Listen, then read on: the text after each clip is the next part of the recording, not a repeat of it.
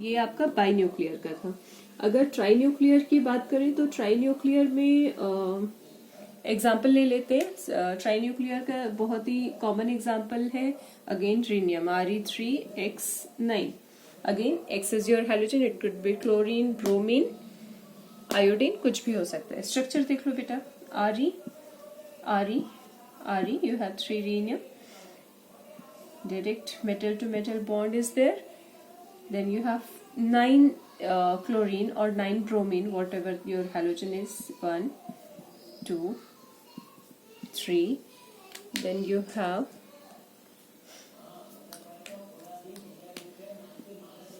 4 5 6 7 8 9। 1 chlorine is above the plane, 1 is below। ठीक है, एक ऊपर होगा एक नीचे होगा। स्ट्रक्चर ध्यान रखना, this is your try nuclear complex. And one example for tetra nuclear, अगर एक एग्जाम्पल कंसिडर कर लें टेट्रा न्यूक्लियर का, तो टेट्रा न्यूक्लियर का ले लो। जनरली टेट्रा न्यूक्लियर का एग्जाम्पल है W2OR6। Here it is generally a binuclear complex, लेकिन ये डाइमराइज हो जाता है, और डाइमराइज होके क्या बनाता है, it forms W4OR dimerise 12, W4OR12 बनाएगा, and this saturate in presence of alkoxide 2, ये सैचुरेट होके क्या बनाता है, W4OR14, सॉरी 15 16 OR16। तो जनरली अगर ये फॉर्मूला लिखा है and you get a structure of tungsten 4OR16, तो कंफ्यूज मत हो ना, this is example of this only.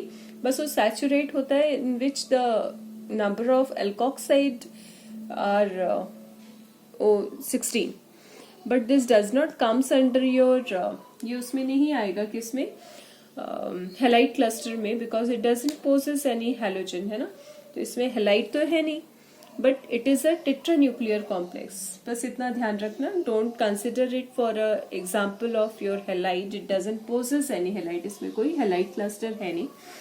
और हेक्सा न्यूक्लियर क्लस्टर के you have some examples, like you could have MO6Cl8 4+, this could be written in the form of MO6Cl8Cl4, ऐसे भी लिखा जा सकता है, और this could be written as MO6Cl12, है ना। और it could be, this are the some examples, किसका है, हेक्सान्यूक्लियर का है। अपार्ट फ्रॉम दिस एक और एग्जाम्पल है NB, नेबोनियम का कॉम्प्लेक्स है 6Cl12, सॉरी नेबोनियम का एग्जाम्पल है NB6Cl12। क्यों ऊपर जा रहा है बार बार, 2 पॉजिटिव, ठीक है। सो ये इस तरह के क्लस्टर्स हैं बच्चे, जिसमें आपको ये ध्यान रखना है कि हेलाइट जो होगा that will donate electron to the metal ion. तो मेटल आयन का ऑक्सीडेशन स्टेट क्या है, ये आपको ध्यान में रखना पड़ेगा। ऑक्सीडेशन स्टेट अगर आपको पता है तो आप क्या निकाल सकते हो, इसकी वैलेंसी, किस वैलेंसी में ये प्रेजेंट है, मतलब number of valence electron by your metal atom. Metal atom का कितना वैलेंस इलेक्ट्रॉन है, अगर आपको वैलेंस इलेक्ट्रॉन का आइडिया है, then you can calculate the bond order. आप बॉन्ड ऑर्डर निकाल सकते हो कि मेटल मेटल के बीच में कितना बॉन्ड ऑर्डर होगा। जैसे कि मान लो अगर आपका जो नंबर ऑफ वैलेंस इलेक्ट्रॉन है, ठीक है, नंबर ऑफ वैलेंस इलेक्ट्रॉन, अगर number of valence electron it is 2 3 4 4 5 6 7 8 9 10 11 12 ऐसे करके है सपोज, ठीक है। तो हमने अभी 8 के लिए निकाला था ना कि 4 इलेक्ट्रॉन्स आ रहे थे, तो आपका बॉन्ड ऑर्डर कितना था, bond order comes out to be 4। ये बॉन्ड ऑर्डर आया था जो हमने रीनियम के लिए निकाला था, बॉन्ड ऑर्डर है ना, 4 था। अगर आपका ये कम कर दें तो क्या होगा, इट वुड बी 3.5, और कम करते हैं तो क्या होगा, it would be 3, it would be 2.5, it would be 2, it would be 1.5, it would be 1.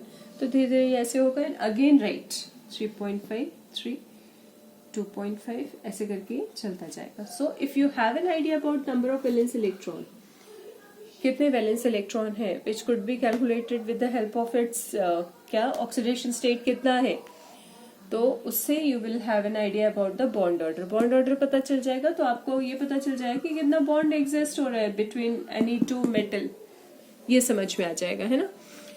जैसे कि फॉर एग्जाम्पल अगर मान लो चलो आप ये निकालना. One example is for you. Osmium का डाइन्यूक्लियर कॉम्प्लेक्स है.